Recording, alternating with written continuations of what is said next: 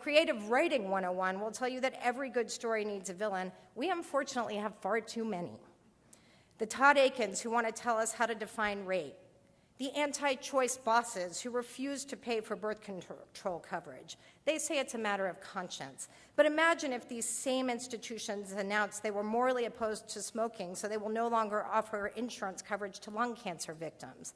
Imagine if they cited moral opposition to sugar and therefore refused to provide insurance that covered diabetes care. That would never fly.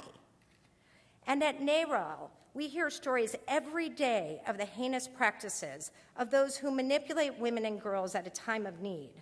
These so-called crisis pregnancy centers who lure young women into fake clinics and then humiliate them and emotionally blackmail them to rob them of their right to choose.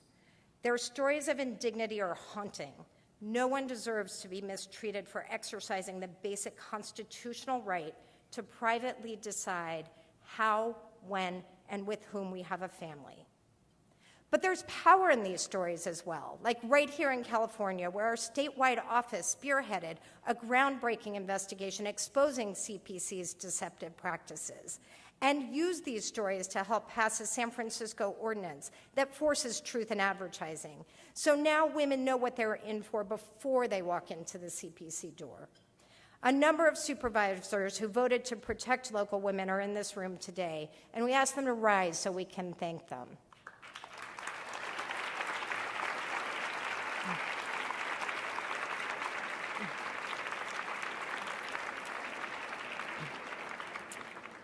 And nationwide, NARAL members successfully lobbied the yellow pages to list these centers for what they are and not what they claim to be.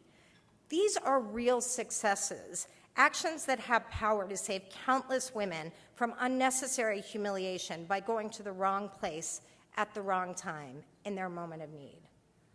So why, when these stories get told, are we able to stop these bullies from imposing their will on women? When our opponents' motivations are exposed, most Americans do not agree with them.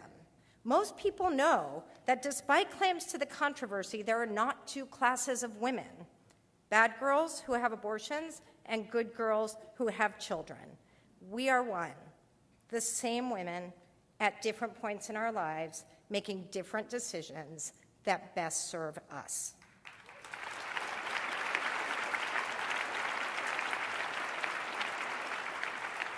And we know that when we are allowed to make these decisions, not only do we thrive individually, our families thrive, our communities thrive, our economy thrives, and our country thrives.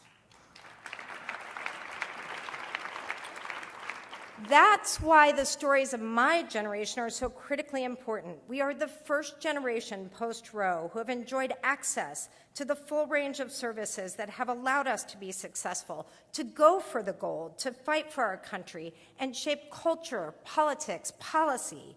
We are the Kirsten Gillibrands, the Sheryl Sandbergs, the Kamala Harrises, and the Mia Hamms. We are the happy endings when women have choices, and when the stories of those choices are the first chapters told and not the last. We are the ones whose achievements make the next generation feel safe. In order to safeguard the rights won by those who came before us and extend those rights to all women, we have to surface, make visible, and listen to the stories that define this next generation. Because we have found that they are there. You guys heard them just now, but we have seen them everywhere. Our Choice Out Loud campus work has already, in a short period of time, sparked a raft of compelling stories about how young women and young men think about and illustrate the full range of choices that are important to them. Young people know that access to birth control, to abortion, to health care is what allows them to define their lives and their families on their own terms. And it's a testament to the success of this movement that millennial women are looking at a larger playing field instead of just one service that defined previous generations. And these new stories of emerging generations have the power to shine a light on the two American realities where some women have the full range of reproductive choices, while still too many lag far behind. And when these stories are authentically told, they're what will give us the strength as a movement, not merely to respond to the increasing onslaught of attacks, but to go on offense and invest in places where we can and must expand access. As a child of a football family, I cannot tell you how many times I heard that the best defense is a good offense. Nowhere is this more true than right here, right now, in this moment in time on women's rights. Whether NARAL is lobbying for good policy in Washington and in our many state capitals, or on the campaign trail supporting pro-choice candidates, or in the field joining hands with partners and expanding our ranks, we never forget that we win most when we stay grounded in our basic values of freedom, equality, and dignity for all women. As I often say, I do not regret that my generation did not live through the days of the back alley abortions, when those barbaric practices were the #1 killer of women in this country of childbearing age. So many lives were lost, so many that you all in this room hold as memories.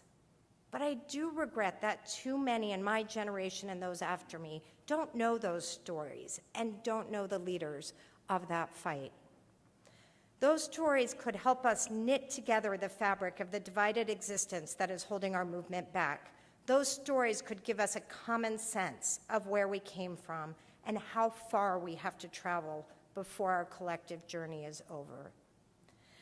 And as the new president of NARAL, I want to thank you today, not just for your tremendous effort to propel this work forward, but for your stories, for keeping them, for sharing them, for using them to knit the tapestry of this vibrant movement together. The power in these stories will allow us to make possible for women to continue to write their own, to be the masters of their own destinies, even more so in the years to come, to live the power of choice. Thank you.